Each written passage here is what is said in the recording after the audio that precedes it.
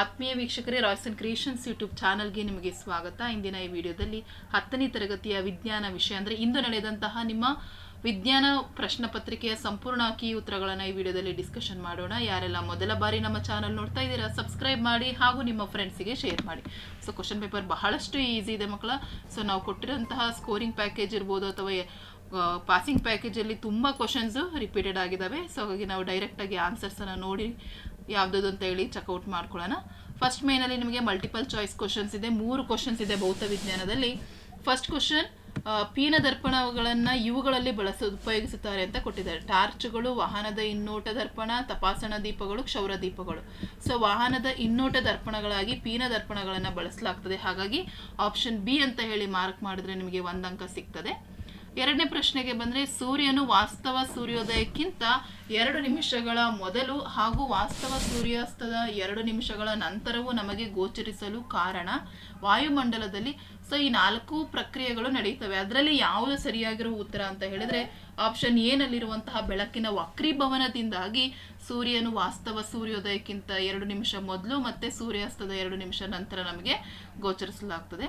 Next 3ನೇ ಪ್ರಶ್ನೆ, ಒಂದು ಕುದುರೆಯ ಲಾಳಾಕೃತಿಯ ಕಾಂತದ ಧ್ರುವಗಳ ನಡುವೆ ವಿದ್ಯುತ್ ಪ್ರವಾಹವಿರುವ ಒಂದು ಸಲಾಕೆಯನ್ನು ಇರಿಸಲಾಗಿದೆ.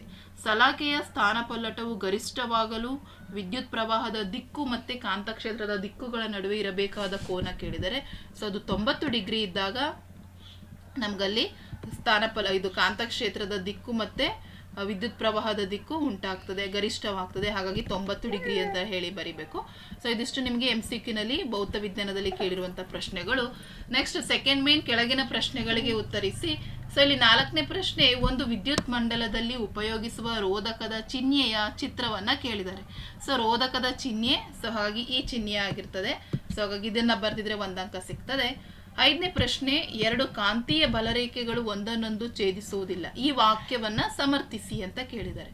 ಸೊ ಹೌದು, 2 ಒಂದನ್ನೊಂದು ಛೇದಿಸುವುದಿಲ್ಲ. ಯಾಕೆ ಅಂತ ಹೇಳಿದ್ರೆ ಛೇದಿಸುವ ಬಿಂದುವಿನಲ್ಲಿ ದಿಕ್ಸೂಚಿಯ ಸೂಜಿಯು 2 ದಿಕ್ಕುಗಳನ್ನ ಸೂಚಿಸಲು ಸಾಧ್ಯ ಆಗೋದೇ ಇಲ್ಲ.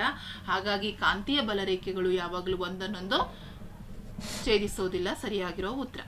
ನೆಕ್ಸ್ಟ್ 6ನೇ ಪ್ರಶ್ನೆ ಮಕ್ಕಳ, ಕೆಳಗೆ ಕೊಟ್ಟಿರುವ ಮಂಡಲವು ಚಿತ್ರವನ್ನು ಗಮನಿಸಿ. ವಾಹಕ ತಂತಿಯ P ಬಿಂದುವಿನ ಸುತ್ತಲೂ ಹಾಗೂ Q ಬಿಂದುವಿನ ಸುತ್ತಲೂ ಉಂಟಾಗುವ ಕಾಂತಕ್ಷೇತ್ರದ ದಿಕ್ಕನ್ನ ತಿಳಿಸಿ. ಸೊ ಇದರ ಮಾಡೆಲ್ ಕ್ವಶನ್ ಪೇಪರ್ 1ರಲ್ಲಿ ಕೇಳಿದ್ರು ಮಕ್ಕಳ. P ಅಪ್ರದಕ್ಷಿಣವಾಗಿರ್ತದೆ, ಸೊ Q ಪ್ರದಕ್ಷಿಣವಾಗಿರ್ತದೆ. ಸೊ ಇದಿಷ್ಟು ಬರೆದ್ರೆ ನಿಮಗೆ 1 ಅಂಕ ಸಿಗ್ತದೆ ಮಕ್ಕಳ. ಸೊ ನೆಕ್ಸ್ಟ್ ನಿಮಗೆ ಇಲ್ಲಿ 2 ಅಂಕಕ್ಕೆ ಕೇಳಿದ್ದಾರೆ. ಸೊ ಇದು ಬಿಳಿಯ ಬಣ್ಣದ ರೋಹಿತದ ಪುನರ್ ಸಂಯೋಜನೆ ತೋರಿಸುವ ನ್ಯೂಟನ್ನ ಪ್ರಯೋಗ. ಸೊ ಅದು ಸಹ ಈಸಿ ಇದೆ ಮಕ್ಕಳ. ಅದನ್ನ ವಿವರಿಸಲಿಕ್ಕೆ ಕೇಳಿದ್ದಾರೆ.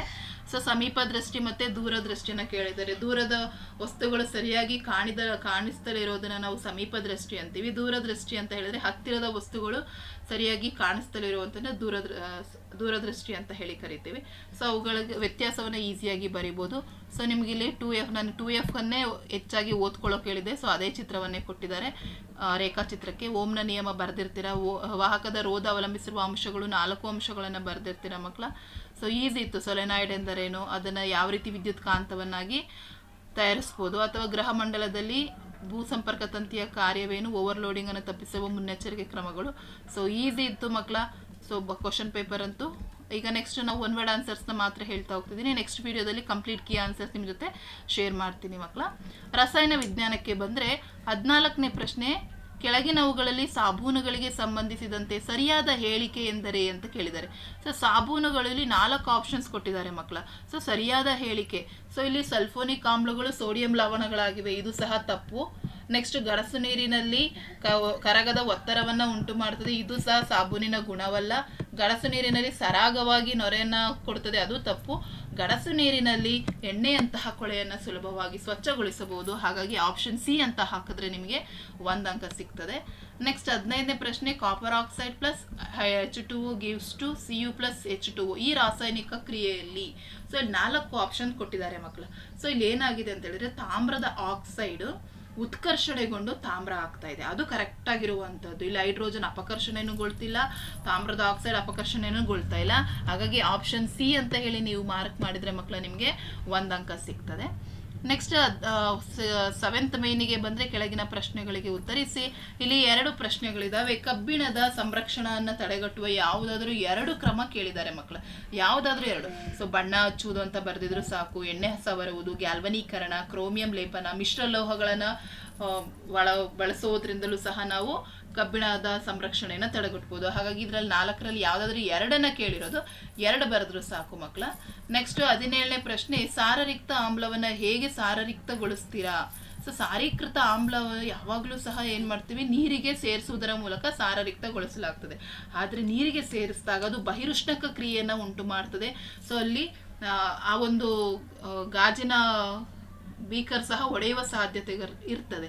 ಹಾಗಾಗಿ ನಾವೇನು ಮಾಡಬೇಕು, ಯಾವಾಗಲೂ ನಿರಂತರ ಕುಲುಕುವಿಕೆಯಿಂದ ಆಮ್ಲವನ್ನು ನಿಧಾನವಾಗಿ ನೀರಿಗೆ ಸೇರಿಸೋದ್ರಿಂದ ಸಾರೀಕೃತ ಆಮ್ಲವನ್ನು ಸಾರರಿಕ್ತಗೊಳಿಸ್ಬೋದು. ಸೊ ಈ ರೀತಿ ಬರೆದ್ರೆ ನಿಮಗೆ 1 ಅಂಕಗಳಲ್ಲಿ ಸಿಗ್ತದೆ ಮಕ್ಕಳ. ನೆಕ್ಸ್ಟ್ ಕಮಟುವಿಕೆ ಅಂದರೆ ಅದು ಯಾವ ರೀತಿ ತಡೆಗಟ್ಟೋದು, ಸೊ ಅದೆಲ್ಲ ಈಸಿ ಇದೆ. ಸೊ ನೆಕ್ಸ್ಟ್ ನಾನು ಅದರ ಆನ್ಸರ್ಸನ್ನು ನಾನು ಮಾಡ್ತೀನಿ. ನೆಕ್ಸ್ಟ್ ಈಗ ನಾವು ಬಯಾಲಜಿ ಪಾರ್ಟಿಗೆ ಹೋಗೋಣ ಮಕ್ಕಳ. ಅದರಲ್ಲಿ ಯಾವ ರೀತಿ ಕ್ವಶನ್ಸನ್ನು ಕೇಳಿದ್ದಾರೆ ನೋಡ್ತಾ ಹೋಗೋಣ. ಸೊ ಇಲ್ಲಿ 25ನೇ ಪ್ರಶ್ನೆ MCQನಲ್ಲಿ ಜೀವಕೋಶಗಳಲ್ಲಿ ಪ್ರೋಟೀನ್ಗಳ ತಯಾರಿಕೆಯ ಮಾಹಿತಿಯ ಮೂಲ ಕೇಳಿದ್ದಾರೆ. ವಂಶವಾಹಿ, ವರ್ಣತಂತು, DNA, ರೈಬೋಸೋಮ್ ಕೊಟ್ಟಿದ್ದಾರೆ. ಸೊ ಅದಕ್ಕೆ ಸರಿಯಾಗಿರುವ ಉತ್ತರ ಮಕ್ಕಳ DNA ಆಗಿರ್ತದೆ. ಹಾಗಾಗಿ ಆಪ್ಷನ್ ಸಿ ಅಂತ ಹಾಕಿದರೆ 1 ಅಂಕ ಸಿಗ್ತದೆ.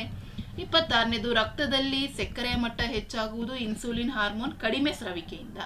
ಕುತ್ತಿಗೆಯ ಊದಿಕೊಳ್ಳುವುದಂದ್ರೆ ಗಳಗಂಡ ಕಾಯಿಲೆ ಬರುವುದು ಯಾವಾಗ? ಥೈರಾಕ್ಸಿನ್ ಹಾರ್ಮೋನ್ ಕಡಿಮೆ ಸ್ರವಿಕೆ ಆಗೋದ್ರಿಂದ ಕುತ್ತಿಗೆಯು ಊದಿಕೊಳ್ತದೆ. ಹಾಗಾಗಿ ಆಪ್ಷನ್ ಎ ಅಂತ ಹೇಳಿ ನಾವು ಹಾಕಬೇಕಾಗ್ತದೆ. ನೆಕ್ಸ್ಟ್ 27ನೇ ಪ್ರಶ್ನೆ, ಸ್ಪೈರೋಗೈರಾದಲ್ಲಿ ಕಂಡುಬರುವ ಅಲೈಂಗಿಕ ಸಂತಾನೋತ್ಪತ್ತಿಯ ವಿಧ ಕೇಳಿದರೆ. ಸೊ ಅದು ತುಂಡರಿಕೆ ಆಗಿರ್ತದೆ. ತುಂಡರಿಕೆಯಿಂದ ನಮಗೆ ಸ್ಪೈರೋಗೈರಾ ಒಂದು ಸಂತಾನೋತ್ಪತ್ತಿಯನ್ನು, ಅಲೈಂಗಿಕ ಸಂತಾನೋತ್ಪತ್ತಿ ಇರ್ತದೆ. ಹಾಗಾಗಿ ಆಪ್ಷನ್ ಡಿ. ನೆಕ್ಸ್ಟ್ 13ನೇ ಮೇನಿಗೆ ಬಂದರೆ 1 ಅಂಕದ ಪ್ರಶ್ನೆಗಳು. ಓಝೋನ್ ಪದರದ ಕಾರ್ಯವೇನು ಕೇಳಿದ್ದಾರೆ ಮಕ್ಕಳ. ಸೊ ಅದು ಬಹಳ ಈಸಿ ಮಕ್ಕಳ. ಓಝೋನ್ ಪದರವು ಸೂರ್ಯನ ಬೆಳಕಿನಿಂದ ಬರುವಂತಹ ನೇರಳಾತೀತ ವಿಕಿರಣಗಳನ್ನು ಭೂಮಿಯ ಮೇಲ್ಮೈಗೆ ತಲುಪದಂತೆ ರಕ್ಷಿಸ್ತದೆ. ಸೊ ಉದಾಹರಣೆಗೆ ಕ್ಯಾನ್ಸರ್ನಂತಹ ಕಾಯಿಲೆಗಳಿಂದ ಓಝೋನ್ ಪದರವು ಮನುಷ್ಯರನ್ನ ರಕ್ಷಿಸ್ತಾ ಇದೆ ಅಂತೇಳಿ ಬರೀಬಹುದು. ನೆಕ್ಸ್ಟ್ ನರವ್ಯೂಹ ಎಂದರೇನು ಅಂತ, ಅಥವಾ ನ್ಯೂರಾನ್ ಎಂದರೇನು ಕೇಳಿದ್ದಾರೆ. ನರವ್ಯೂಹದ ರಚನಾತ್ಮಕ ಮತ್ತೆ ಕಾರ್ಯಾತ್ಮಕ ಮೂಲ ಘಟಕಕ್ಕೆ ನಾವೇನಂತ ಹೇಳಿ ಕರಿತೀವಿ, ನ್ಯೂರಾನ್ ಅಂತ ಹೇಳಿ ಕರೆಯುವಂಥದ್ದು ಮಕ್ಕಳ. ನೆಕ್ಸ್ಟ್ ಇಲ್ಲಿ 30ನೇ ಪ್ರಶ್ನೆ ಕೇಳಿದರೆ. ದ್ಯುತಿ ಸಂಶ್ಲೇಷಣೆಯಲ್ಲಿ ಜರುಗುವಂತಹ ಘಟನೆಗಳನ್ನು ಕೆಳಗೆ ನೀಡಲಾಗಿದೆ. ಈ ಘಟನೆಗಳನ್ನು ಸರಿಯಾದ ಕ್ರಮದಲ್ಲಿ ವ್ಯವಸ್ಥೆಗೊಳಿಸಿ ಅಂತ ಕೇಳಿದ್ದಾರೆ. ಸೊ ಇದರಲ್ಲಿ ಫಸ್ಟ್ ಬರುವಂತಹದ್ದು ಮಕ್ಕಳ 2ನೇದು. ಸೊ ಕ್ಲೋರೋಫಿಲ್ನಿಂದ ಬೆಳಕಿನ ಶಕ್ತಿ ಇರುವಿಕೆ, ಇದು ಮೊದಲನೇದಾಗಬೇಕಾಗುತ್ತೆ ಮಕ್ಕಳ. ನೆಕ್ಸ್ಟ್ 4ನೇದು ಬೆಳಕಿನ ಶಕ್ತಿಯು ರಾಸಾಯನಿಕ ಶಕ್ತಿಯಾಗಿ ಬದಲಾಗುವುದು, ಇದು 2ನೇದಾಗಿರ್ತದೆ. ನೆಕ್ಸ್ಟ್ ಕಾರ್ಬನ್ ಡೈಆಕ್ಸೈಡ್ ಕಾರ್ಬೋಹೈಡ್ರೇಟ್ ಆಗಿ ಬದಲಾಗ್ತದೆ, ಇದು 3ನೇದು. ನೆಕ್ಸ್ಟ್ ಇದು 4ನೇದು. ಸೊ ನೀವು ಕರೆಕ್ಟಾಗಿ ಬರಿಬೇಕಾಗ್ತದೆ. ಇದು ಮೊದಲನೇದು, ಇದು 2ನೇದು, ಇದು 3ನೇದು, ಇದು 4ನೇದು. ಸೊ ಇದಿಷ್ಟನ್ನು ನೀವು ಬರೆದ್ರೆ ನಿಮಗೆ ಪೂರ್ಣ ಅಂಕಗಳು ಸಿಗ್ತದೆ ಮಕ್ಕಳ. ಹಾಗಾಗಿ ಪೇಪರ್ ಬಹಳಷ್ಟು ಈಸಿ ಇತ್ತು. ನಾನು ನೆಕ್ಸ್ಟ್ ಕಂಪ್ಲೀಟ್ ಆನ್ಸರ್ನ ನಿಮ್ಮ ಜೊತೆ ಶೇರ್ ಮಾಡ್ತೀನಿ. ಸೊ ನಾಳೆ ಬರುವಂತಹ ಹಿಂದಿ ಪರೀಕ್ಷೆಗೂ ಸಹ ಪ್ರಿಪೇರ್ ಆಗಿ ನಿಮಗೆ ಪಾಸಿಂಗ್ ಪ್ಯಾಕೇಜಿಗೆ, ಸ್ಕೋರಿಂಗ್ ಪ್ಯಾಕೇಜಿಗೆ ಏನೆಲ್ಲ ಕ್ವಶನ್ಸ್ ಸೈನ್ಸ್ ಕೊಟ್ಟಿದೆ ಅದೇ ಕ್ವಶನ್ಸ್ ಬಂದಿರೋದ್ರಿಂದ ಮುಂದಿನ ಕ್ವಶನ್ ಪೇಪರ್ಗೂ ಸಹ ನಿಮಗೆ ಎಕ್ಸಾಮ್ಗೆ ಪ್ರಿಪೇರ್ ಮಾಡೋಕ್ಕೆ ಏನೆಲ್ಲ ವೀಡಿಯೋಸ್ಗಳು ನಮ್ಮ ಕಡೆಯಿಂದ ಆಗುತ್ತೆ ಅದನ್ನೆಲ್ಲ ನಿಮಗೆ ನಮ್ಮ ಚಾನಲಲ್ಲಿ ಅಪ್ಲೋಡ್ ಮಾಡ್ತೀವಿ. ಅದನ್ನು ನೋಡಿ ಎಕ್ಸಾಮ್ಗೆ ಪ್ರಿಪೇರ್ ಆಗಿ ಅಂತ ಹೇಳ್ತಾ ಈ ವಿಡಿಯೋ ಎಂಡ್ ಮಾಡ್ತಿದ್ದೀನಿ. Thank you for watching this video.